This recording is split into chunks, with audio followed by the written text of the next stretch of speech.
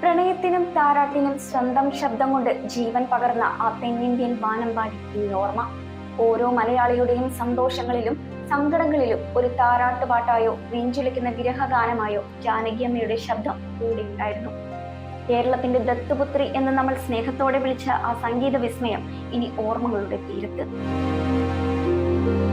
ഓളങ്ങൾ എന്ന ചിത്രത്തിലെ തുമ്പീവ തുമ്പക്കുടത്തിൻ, പപ്പുവിന്റെ സ്വന്തം അപ്പൂസിലെ ഓലത്തുമ്പത്തിരുന്നൂയലാടും എന്ന ഗാനങ്ങൾ കേൾക്കാത്ത, ഈ ഈണത്തിനൊപ്പം ചുണ്ടനക്കാത്ത ഒരു മലയാളി പോലും ഉണ്ടാകില്ല.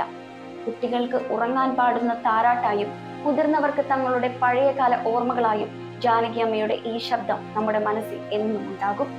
കേൾക്കുന്നവരുടെ ഉള്ളുലയ്ക്കുന്ന പ്രണയവും വിരഹവും ആ ശബ്ദത്തിൽ നമ്മൾ അറിഞ്ഞു. മഞ്ഞിൽ വിരിഞ്ഞ പൂക്കൾ എന്ന സിനിമയിലൂടെ മലയാളി നെഞ്ചിലേറ്റിയ രണ്ട് ഗാനങ്ങൾ. മിഴിയോരം നനഞ്ഞൊഴുകും,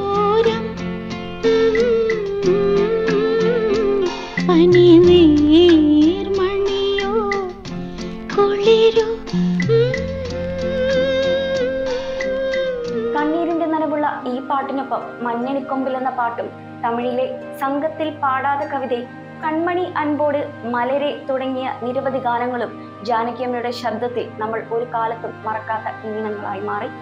മലർക്കൊടി പോലെ വർണ്ണത്തൊടി പോലെ എന്ന ഗാനത്തിലൂടെ ഒരു അമ്മയുടെ സ്നേഹം മുഴുവൻ ആ ശബ്ദത്തിൽ നമ്മൾ അനുഭവിച്ചു.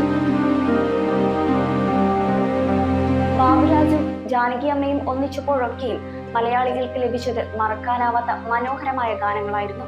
ആയിരക്കണക്കിന് പാട്ടുകൾ പാടി ഭാഷകളുടെ അതിർവരമ്പുകൾ മായ്ച്ചു കളഞ്ഞ ആ മധുര ശബ്ദം ഇനി ഓർമ്മകളിൽ മാത്രം. എങ്കിലും ജാനകിയമ്മ പാടിവെച്ച ഓരോ വരികളും മലയാളിയുടെ ഉള്ളിൽ എന്നും ജീവിക്കും. മലയാളികളുടെ സ്വന്തം ജാനകിയമ്മയ്ക്ക് മെട്രോ 7 ന്യൂസിന്റെ പ്രണാമം. കൺമണി അൻപോട് കാതലൻ ഞാൻ എഴുതും കടിതമേ.